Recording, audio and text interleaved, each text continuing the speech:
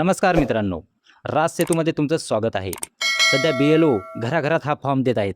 पण अनेकांना प्रश्न पडला आहे, की हा फॉर्म नेमका कशासाठी आहे? तो भरायचा का? आणि तो कसा भरायचा? तर मित्रांनो, आजच्या या व्हिडिओमध्ये आपण या सर्व प्रश्नांची उत्तर पाहणार आहोत. सर्वप्रथम BLO म्हणजे काय? BLO म्हणजे बूथ लेव्हल ऑफिसर. हे अधिकारी मतदान यादीची पडताळणी आणि अद्ययावत करण्याचे काम करतात. म्हणजे जी आपली मतदान यादी आहे, तिला अपडेट करण्याचं काम करत आहेत. तर हा फॉर्म का भरायचा आहे? मतदार यादीतील माहिती बरोबर आहे का? पत्ता बदललेला आहे का? कुटुंबातील सदस्यांची माहिती योग्य आहे का? याची पडताळणी करण्यासाठी हा फॉर्म भरावा लागत आहे.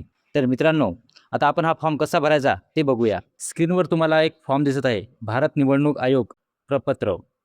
तर हा फॉर्म आहे. त्याच्या लेफ्ट साईडला तुमचं नाव आहे, तुमचा ओळखपत्र क्रमांक आहे आणि तुमचा ॲड्रेस आहे.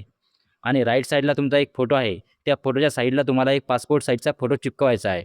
त्यानंतर त्याच्याखाली मतदाराचे नाव, ओळखपत्र क्रमांक हे आहे. परंतु ते लिहायची काहीही गरज नाही. ते BLO स्वतः लिहितील. तुम्हाला फक्त खाली जे जन्मतारीख दिसते आणि आधार क्रमांक दिसते, तिथून चालू करायचं लिहायचं. जिथे जन्मतारीख आहे, तिथे तुमची जन्मतारीख टाकून घ्यायची. त्यानंतर त्याच्याखाली आधार क्रमांक आहे. आधार क्रमांक बरोबर टाकून घ्यायचा तिथे. त्यानंतर मोबाईल क्रमांक, तुमचा जो मोबाईल नंबर आहे, तो जसेच्या तसे तिथे लिहून घ्यायचा आहे. त्यानंतर तुमच्या पालकाचं नाव किंवा तुमच्या वडिलाचं नाव ते पूर्ण लिहून घ्यायचं आहे. त्यानंतर आईचे पूर्ण नाव तिथे लिहून घ्यायचं आहे. त्यानंतर तुमचं जर लग्न झालं असेल, तर तुमच्या पतीचं किंवा पत्नीचं नाव लिहायचं. तुमचं लग्न नसेल झालं, तर तुमचं ते जसं आहे तसं सोडून द्यायचं आहे. आणि त्याच्यानंतर सर्वात लास्टला तुमची तिथे सही आहे. ती पूर्ण सही करून झाल्यानंतर तुमचा हा फॉर्म BLOकडे सबमिट करायचा आहे.